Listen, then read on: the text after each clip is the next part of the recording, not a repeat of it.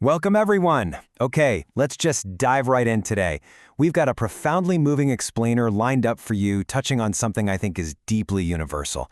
We're looking at the emotional reality of the empty nest phase. Specifically, we're talking about the psychological toll, often completely unspoken, that hits grandparents when their families move away. We're going to break down the coping mechanisms, the massive shifts in daily routines, and those really fragile hopes that keep people going when the house suddenly gets just a little too quiet. So to start, picture this really arresting image. Quote, "The house was still full of toys." In the narrative we're exploring, we meet two grandparents, Harish and Mira. And what's fascinating here isn't just the fact that there are toys lying around, it's the psychology behind why they haven't been moved. Tiny shoes just sitting near the staircase, a broken robot tucked under the sofa. Psychologically speaking, picking those things up and putting them away, well, it feels way too much like accepting a really painful reality. Leaving that environment totally untouched actually becomes a physical manifestation of denial. And honestly, that denial makes perfect sense when you consider this number, 11. It has been 11 long months since their son moved abroad with their grandchildren, Arish and Kiara. You know how it is when families separate like this. There's always a flurry of promises, right? Oh, we're going to video call every day. We'll visit so soon. Nothing will change. But here's the absolute crucial point. Life always changes. And 11 months is just an agonizingly long time to live in a space that's entirely suspended between the past and the present. It's actually fascinating how we can look at these leftover items as literally artifacts of memory. Take Mira, for instance. She repeatedly folds this tiny blue sweater that Arish used to wear every winter, but she keeps it protected in a cupboard like an absolute treasure. Then there are scattered color pencils and those handmade cards with glitter literally falling off them that say things like "Best Dadu Ever" and "World's Sweetest Dita." These aren't just objects anymore, they're anchors. By refusing to touch or discard these artifacts, Harish and Mira are actively hitting the pause button, delaying the finality of that absence. Let's look at how all this completely flips their daily routine. For years, 5 p.m. meant an absolute explosion of life. We're talking bags thrown on the floor, running footsteps, laughter, cartoons blasting at maximum volume, just pure chaotic joy. But the present reality? It's just a cruel, deafening silence. And what's truly heartbreaking in the source material is that hearing the sound of other kids playing cricket outside the apartment now physically hurts Harish and Mira. The contrast between what used to be and what is right now just becomes totally overwhelming at this exact hour every single day. So look at how the physical space reflects this huge emotional void. The living room used to be this giant, messy pillow castle. Kiara would tie bed sheets to absolutely everything, throw cushions on the floor, and Harish would pretend to be this fearsome dragon while the kids attacked him with plastic swords. Absolute chaos, right? But the house was wonderfully alive. Now, the space is just too clean. It's too organized. It's way too adult. Harish even confesses to Mira that he actually misses the mess. He misses stepping on toys. It's such a powerful realization that the chaos we constantly complain about as parents and grandparents is actually the very heartbeat of a home.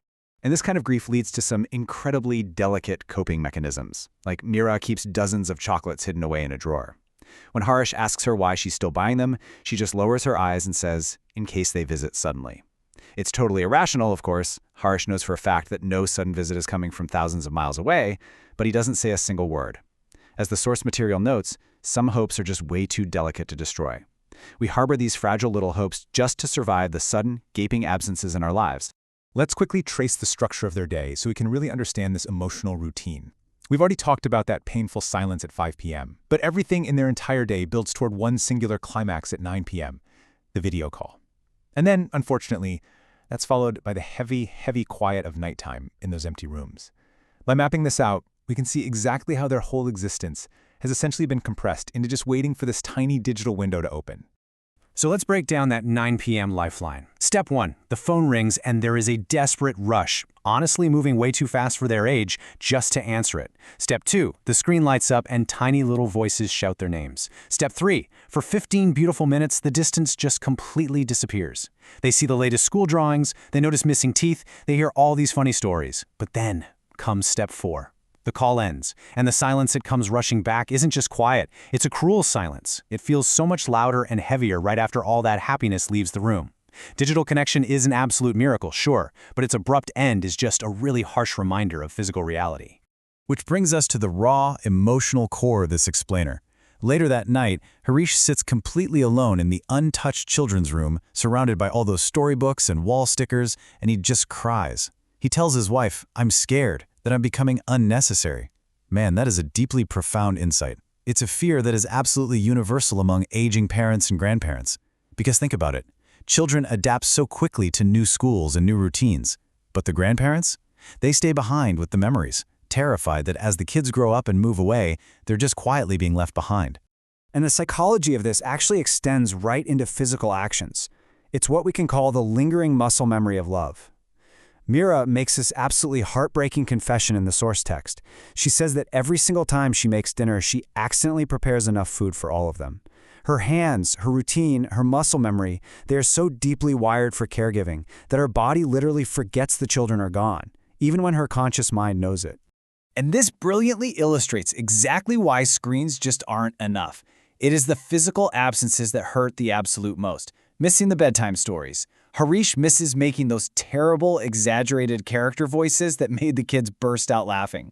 Mira misses hearing the very specific sound of "good night, Dita." And most of all, they miss feeling those tiny hugs. These are highly sensory, physical experiences that a 15-minute video call simply cannot replicate. As the months drag on, festivals get quieter, birthdays become pixelated video calls, and they basically just have to learn how to smile through the loneliness. But then, right out of nowhere, there's a huge disruption in the routine. On one incredibly silent winter afternoon, an unexpected parcel arrives in the mail. Inside, first, handmade drawings. Second, tiny handwritten letters. And third, a small voice recorder. A completely physical package crossing oceans to literally bridge the physical distance.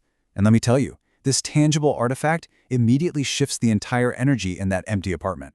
Harish presses play on that little recorder, and suddenly the kid's voices just fill the room. Kiara whispers that she actually still sleeps with the teddy bear they gave her, but it's Arush's totally innocent voice that completely shatters them. He says, "Papa says old people become lonely sometimes, so we recorded this for you." Wow. It is just an incredible moment of cross-generational empathy. In 1 second, it proves to Harish and Mira that they haven't been forgotten. They are absolutely not unnecessary. Tucked inside that parcel is one final note, written out in that classic, messy, childish handwriting. It reads, "Distance is big, but love is bigger."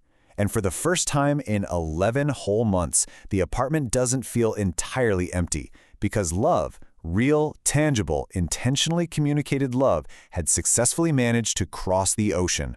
Let's look at how this ultimately transforms their day-to-day reality. That evening, as rain starts falling outside, the exact same rain the kids used to dance in, Harish does something highly symbolic. He goes right over to the corner and pulls out a dusty cricket bat.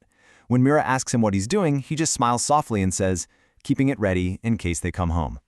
Now, this isn't that fragile, painful denial of hiding chocolates in the drawer. No, this is active, quiet hope, physically returning to the house.